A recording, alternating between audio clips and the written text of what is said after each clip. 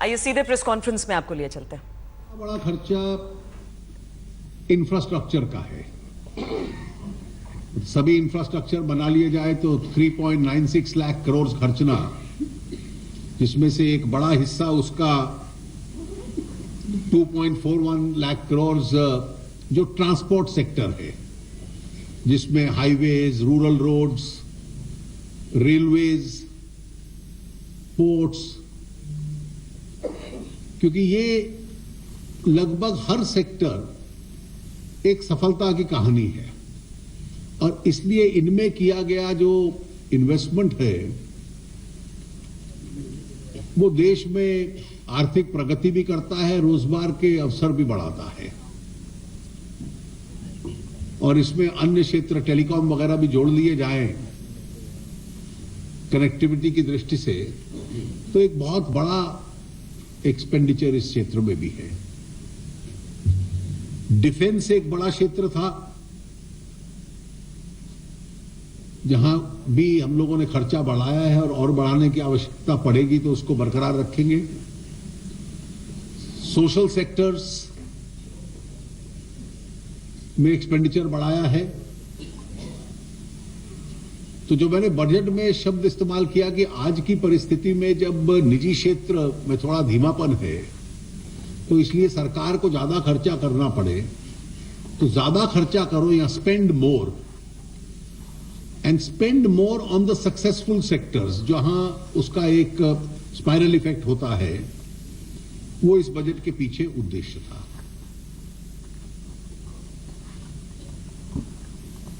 सरकार का एक दूसरा उद्देश्य यह था कि ब्लैक मनी के खिलाफ अपनी जो लड़ाई है, संघर्ष है, वो जारी रखे। तो इसलिए जितने भी कदम हम उठा रहे हैं, लोगों को ज्यादा से ज्यादा टैक्स कंप्लायंट बनाने की दृष्टि से, वो हम लोगों ने अपनाए हैं। इसमें कृषि के अतिरिक्त एक सेक्टर जो रोजगार के बड़े अवसर देता है वो है एमएसएमई, और एमएसएमई सेक्टर को इनकरेज किया जाए। और एमएसएमई में मैं एक एक्सपैंडेड एमएसएमई भी देख रहा हूं, तो इसलिए 50 करोड़ तक टर्नओवर वाली कंपनियां, उनको टैक्स एडवांटेज दिया जाए ताकि वो कंपेटिटिव हो पाए, प्रतिस्पर्धा अच्छी कर पाए। उस दृष्टि से एमएसएमई सेक्टर को हम लोगों ने इनकरेज किया है। बजट में एक वाक्य मैंने प्रयोग किया कि जो लोग टैक्स की चोरी करते हैं उनके हिस्से का टैक्स ईमानदार टैक्स पेयर को देना पड़ता है। तो अब हम क्योंकि उस वर्ग पे दबाव डाल रहे हैं और सरकार के कई कदमों से वो पैसा टैक्स नेट में आता है और वो लोग टैक्स नेट में आते हैं, तो ऑनेस्ट टैक्स पेयर जो रिटर्न भरते हैं उनको एक लाभ मिले, ये हमने प्रयास किया है। और इसलिए दूसरा उद्देश्य ये भी था कि इन्फ्लेशन का भी असर पड़ता है, इसलिए छोटे टैक्स पेयर को एडवांटेज दिया जाए, उसका परचेजिंग पावर बढ़ाया जाए, और जो लोग टैक्स नेट के बाहर हैं लेकिन जिनको अंदर होना चाहिए था, उनके लिए आकर्षण किया जाए कि वो टैक्स नेट में आए। तो इसलिए एक सामान्य 5% टैक्स देकर एक 5 लाख तक का आप इनकम डिस्क्लोज कर सकते हो, आधे पेज की रिटर्न होगी, स्क्रूटनी भी लगभग नहीं होगी। इस वर्ग को हम लोगों ने इंसेंटिवाइज किया है। हाउसिंग के प्रति जो हमारा एक पिछले साल के बजट में कुछ हमने टैक्सेशन पॉलिसी उस दृष्टि से बनाई थी, उसको बरकरार रखा है। अफोर्डेबल हाउसिंग को इंफ्रास्ट्रक्चर स्टेटस देना, हाउसिंग प्रोजेक्ट्स को भी जो टैक्स कंसेशंस हम लोगों ने दिए हैं वो देना। ब्लैक मनी के खिलाफ इसमें 2 और कदम है कि जो लोग भारतीय व्यवस्था का दुरुपयोग करते हैं और फिर भाग जाते हैं, तो एक कड़ा व्यवस्था बननी चाहिए उन लोगों के खिलाफ। इसका जो अंतिम स्वरूप बनेगा इस कदम का वो आपके समक्ष रख दिया जाएगा। 3 लाख से अधिक कोई भी खर्चा किसी भी बिना किसी अपवाद के कैश में नहीं हो सकता। ये एसआईटी की रिकमेंडेशन थी जिसे हमने स्वीकार किया है। एफआईपीबी अबॉलिश करना, क्योंकि लगभग 90% एफडीआई इस देश में ऑटोमेटिक रूट से आती है और एफआईपीबी ने एक अच्छा अपना पर्पस सर्व कर लिया है, उसका रूट मैप हम लोग तय कर देंगे इस साल में। पब्लिक सेक्टर कंपनी प्रतिस्पर्धा में सामने आए, स्पष्ट हो कि बाजार में उनकी ताकत कितनी है। कई कंपनियां इस साल लिस्ट हो जाएंगी और पॉलिटिकल फंडिंग को लेकर एक बहुत बड़ा विवाद इस देश में रहा है और इसलिए पॉलिटिकल फंडिंग को लेकर व्यवस्था को क्लींस किया जाए, साफ सुथरा किया जाए, उसके लिए एक पूरी स्कीम इस बजट के अंदर हम लोगों ने अनाउंस की है। बजट के पीछे उद्देश्य यह है कि अर्थव्यवस्था और उसकी वृद्धि को तेजी से बनाए रखना, उसके साथ साथ राजनीति और अर्थव्यवस्था को क्लींस करना, साफ करना और टैक्सेशन पॉलिसी के माध्यम से ईमानदार टैक्स पेयर को सुविधा देना और जो टैक्स नहीं देता आमदनी के बाद भी उसको टैक्स नेट में लाने का एक प्रयास भी करना और एक आवश्यकता पड़े तो उसके ऊपर सख्ती का प्रयोग भी करना। ये एक सोच इस बजट के पीछे थी। मुझे इतना ही कहना है, आगे जो आपके प्रश्न होंगे मैं उसको डिटेल में। Thank you, Honorable Minister, sir. Let's start with 299. Yes, sir.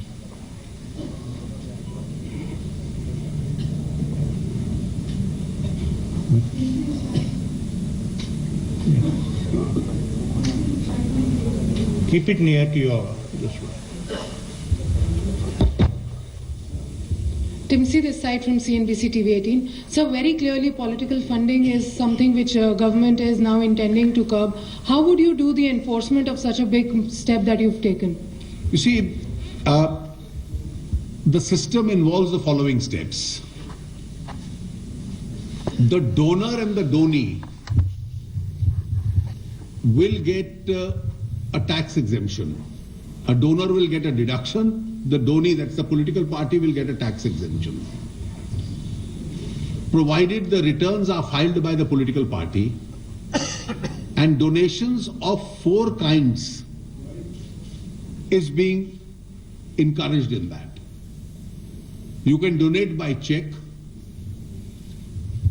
you can donate by the digital mode, and my personal suggestion would be that small donations by the digital mode, mass donations as take place in several other democracies is a more desirable method rather than single big donations. If you are taking money by cash, then we have accepted the Election Commission suggestion. The maximum you can get from a particular person is 2 lakh rupees.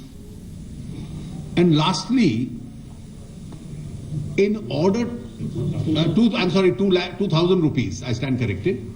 And lastly, this provision for electoral bonds that we have made. This requires a particular amendment to the RBI Act, which I have annexed along with the budget documents. A notified bank would be issuing bonds. Any donor can buy those bonds from the bank by check or digital payment. So it will only be white, clean money, tax-paid money on which bonds can be purchased.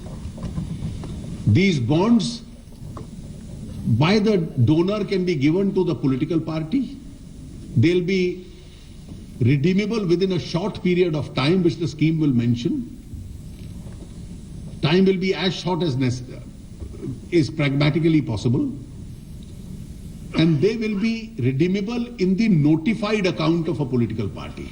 That means every political party recognized by the Election Commission will have to notify one account in advance to the Election Commission, and this can only be encashed and redeemed in that one account. Now this would involve the donor giving clean money because it will be check paid, and the donee, the party receiving money in its bank account, so that it's also clean money. These bonds will be bearer in character, because if the names are disclosed and identities are revealed, then it's as good as issuing a check, which is the present status quo. And the present status quo hasn't worked. Because because of the present status quo, donors have preferred cash payment rather than disclosure of their identities. So the present status quo has failed. So you have to experiment a new system. So it's a new system by which we are allowing, the scheme allows 4 methods. Returns will have to be filed, and the method of enforcement is very simple. You don't comply with this regulation, you lose your exemption. Yeah, please. Sir, Arup with Business Standard. Congratulations on presenting what has been a very comprehensive budget. So just one small query. You said capital spending is 3.97 lakh crore. How much of that is from budgetary resources and how much of that is from extra budgetary resources? Because as far as your documents show, your capital spending for the coming year is projected as 3.09 lakh crore. So there is some difference, there's some gap there.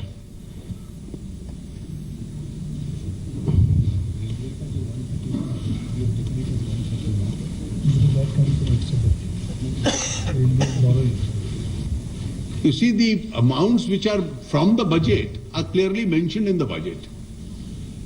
So the railways will have some extra budget spending, particularly I think in their Suraksha Quotient. They borrow from the market. Railways is 131, including 55,000 crores from government.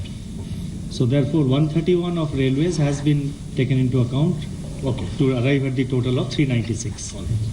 Yeah, yes, madam. Yeah. Sir, Nesha from Cugensis, one question to you, and perhaps Shaktikanta sir can elaborate on the FIPB abolishment roadmap. What is the sort of timeline you're looking at, and what will be, if you could elaborate on the mechanism that will come in? We'll do it in the course of this year.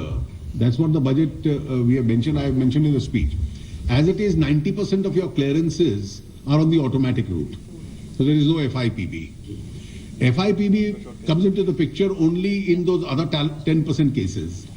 Now, some alternative mechanism could be in place. In many cases, it could also be the parent ministry which deals with that particular investment. So if there is a INB related or some other sector related, today you have to go through really 2 different ministries and both follow the same set of considerations. Now, therefore, the FIPB going out and the concerned ministry dealing with it is one possible mechanism which is possible. Mr. Das. So I'll just supplement. Now the government has already made a beginning. If you recall with regard to the NBFCs, earlier it was in the automatic route only if they brought the money through certain sectors. It was restricted to certain sectors. Then the amendment to the policy which was announced by the finance minister in last year's budget and which has been operationalized is that sectors which are regulated, in those sectors NBFCs can invest. So therefore a beginning has been made already to take away things from the FIPB's purview. So it's in the same direction as the finance minister has already stated. So therefore it could be the concerned ministry in some cases it could be alternative mechanism, but certainly not the kind of mechanism which, and the alternative mechanism will be far simpler.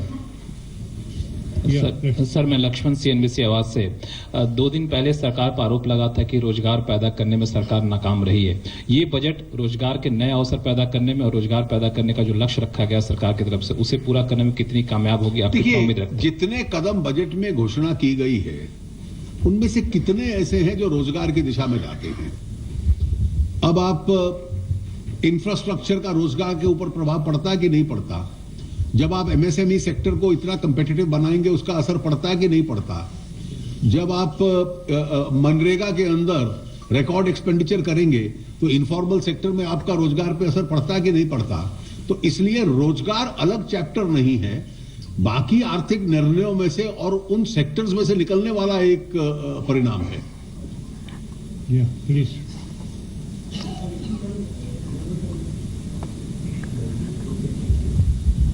Sir, if you can elaborate on the steps taken for reviving the private investment, domestic investment especially, and large-scale investment and Make in India project? What are the steps in reviving the domestic investment? देखिए, as far as reviving private investment is concerned, every reform that we are making and every step we are taking in order to support domestic industry, every step we are taking in order to even allow investment to come in, some of which may have to partner domestic industry, is actually aimed in that direction.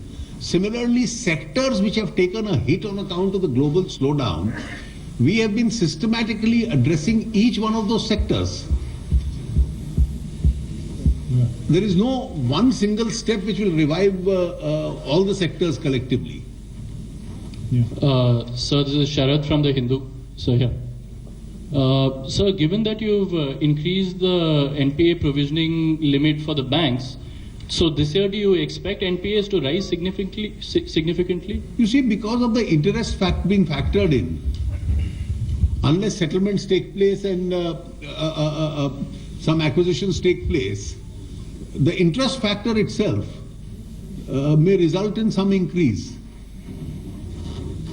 Yeah. So hi, I'm Ruchi. And when a comment was made 3 days ago that NPAs have risen, these are NPAs which are legacy issues. What has increased during this period is essentially not the fact that more monies have been given, the fact that the interest has added on. So, from ET now, this year we've seen that for next year your fiscal roadmap and you are setting a target of 3.2%. In the past we've seen that rating agencies have not been too kind to any sort of deviation in the fiscal math. What is it that from the government side you will tell the rating agencies now how Our will you record be- speaks for itself. You see, you inherited just 2.5 years ago something which was in the range of 4.6%. And from 4.6% to bring it down gradually year after year, stick to the target. And while sticking to the target, I think what's more important, we haven't stuck to the target by just making budgetary cuts, which was done in the past. We've stuck to the target where 2 years in a row, the REs have been higher than the BEs. And yet we've stuck to the target. I think you should also ask the same question to rating agencies in China as well. Yeah. Sir Shishir ABP news इधर sir जो आपने जो cheque bouncing के मामले में जिस तरह से कॉन्फिस्केट करने की बात की है, संपत्ति जब्त करने की बात की, उसका किस तरीके से प्रोसीजर? देखिए, दोनों अलग विषय हैं। संपत्ति जब्त करने की जो बात की है कि जो लोग इस देश की आर्थिक व्यवस्था का उपयोग करते हैं, फायदा लेते हैं और फिर इस देश से बाहर भाग जाते हैं, इस देश की अदालतों को, इस देश के कानून को, इस देश के जिन लोगों से ऋण लिया है उनको डिफाई करके, और फिर कहते हैं कि मैं नहीं आने वाला, तो उनकी इस देश की आर्थिक व्यवस्था से कमाने की जो क्षमता है उसको रोकना एक वो विषय है। जो चेक बाउंसिंग का विषय है वो उससे थोड़ा सा अलग है। चेक बाउंसिंग का विषय ये है कि जब हम कह रहे हैं कि आप बैंकिंग सेक्टर के माध्यम से, डिजिटलाइज्ड इकोनॉमी से आप व्यवहार कीजिए, तो स्वाभाविक है ट्रेडर्स के लिए विशेष रूप से चेक का रोल रहेगा। चेक बाउंसिंग के बाद जो मुकदमा डालने की प्रक्रिया है वो बहुत लंबी है और उसमें समय लगता है, और इसलिए जो व्यक्ति सामान बेचता है और चेक लेकर बैठता है, अदालत में धक्के खाता है, उसको फिर सालों साल लग जाते हैं अपना पैसा वापस वसूल करने से। बजट के फायदे वित्त मंत्री अरुण जेटली बता रहे हैं, पत्रकारों के सवालों के जवाब दे रहे हैं। होते हैं हम दोबारा हाजिर, बने रहिए हमारे साथ, देखते रहिए आज तक। राजनीतिक दलों के चंदे की माया खत्म करने पर सरकार ने आज एक बड़ा कदम उठाया है। अपने बजट भाषण में वित्त मंत्री अरुण जेटली ने ऐलान किया कि राजनीतिक दल 2000 से ज्यादा चंदा किसी से कैश में नहीं ले सकते। इससे ज्यादा चंदे के लिए चेक या डिजिटल मोड को अपनाना होगा।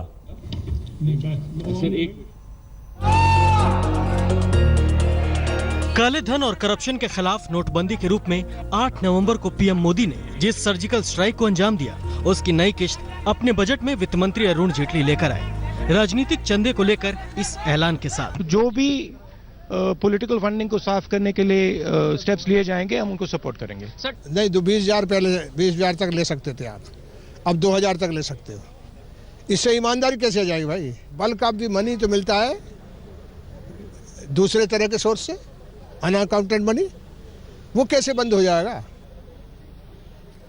उसके बंद करने का रास्ता जो है वो जो इनने खोजा वो तो ठीक नहीं है, उसमें कोई दक नहीं। पॉलिटिकल फंडिंग में भी आप सिर्फ 2,000 कैश ले सकते हैं, तो ये एक बदलाव का है, ट्रांसफॉर्मेशनल बजट है। माननीय प्रधानमंत्री जी का अभिनंदन, वित्त मंत्री जी का अभिनंदन। एडीआर की हालिया रिपोर्ट के मुताबिक राजनीतिक दलों की कुल घोषित आय 11,367.34 करोड़ है। इनमें 7,832.98 करोड़ रुपए अघोषित आय थी, यानी ये 20-20 हजार रुपए के कम के चंदे बताए गए थे। यकीनन ताजा बजट ऐलान से दलों की संदेहास्पद अघोषित आय पर लगाम लग सकता है। आज तक ब्यूरो। होते हाजिर, बने रहिए हमारे साथ, देखते रहिए आज तक। बजट पेश हो गया है, लेकिन विपक्षियों का क्या कहना है? राहुल गांधी, कांग्रेस उपाध्यक्ष और आरजेडी अध्यक्ष लालू प्रसाद यादव की प्रतिक्रिया।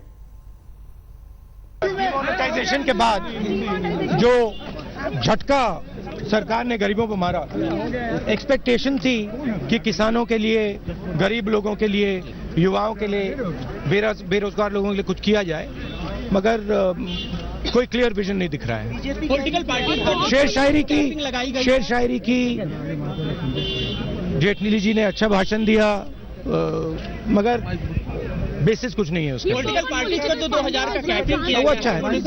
देखिए, जो भी पॉलिटिकल फंडिंग को साफ करने के लिए स्टेप्स लिए जाएंगे, हम उनको सपोर्ट करेंगे। सर, टैक्स रिजम्पशन 2.5 से 5 लाख के बीच में 5% छूट दी गई है। ये देखिए, फंडामेंटल्स पे बात कीजिए, ठीक है? फाइनेंस मिनिस्टर का काम होता है कि ब्रॉड रास्ता दिखाएं। ब्रॉड रास्ते के लिए हिंदुस्तान के सामने 2-3 इश्यूज हैं। एक इशू, हिंदुस्तान के युवा को रोजगार कैसे दिया जाए। नरेंद्र मोदी जी ने बहुत बड़े भाषण किए हैं। पिछले साल कितना, 1.5 lakh, how many people? 1.5 lakh युवाओं को रोजगार मिला, ठीक है? This is a shameful thing, ठीक है? 2 करोड़ की बात की थी, इस पे एक बात नहीं बोली। दूसरी बात, किसान रो रहा है, किसान को कर्जा माफ करने की जरूरत है। बड़े बड़े भाषण दिए, किसानों की सरकार, कुछ नहीं किया। तो ये बेसिक फंडामेंटल इश्यूज हैं, उस पे कोई गहरी चीज नहीं बोली। चुनाव के ठीक पहले जिस तरह से बजट को पेश किया गया है, वो तो देखिए भैया, वो चाहते थे कि बजट से इम्पैक्ट लगे, कुछ लगा, इम्पैक्ट तो नहीं लगा मुझे। अगर इसकी अपॉर्चुनिटी उठानी थी तो कुछ बड़ी चीज अनाउंस करनी थी, किसानों के लिए कुछ अनाउंस करना था, उनका भी फायदा हो जाता।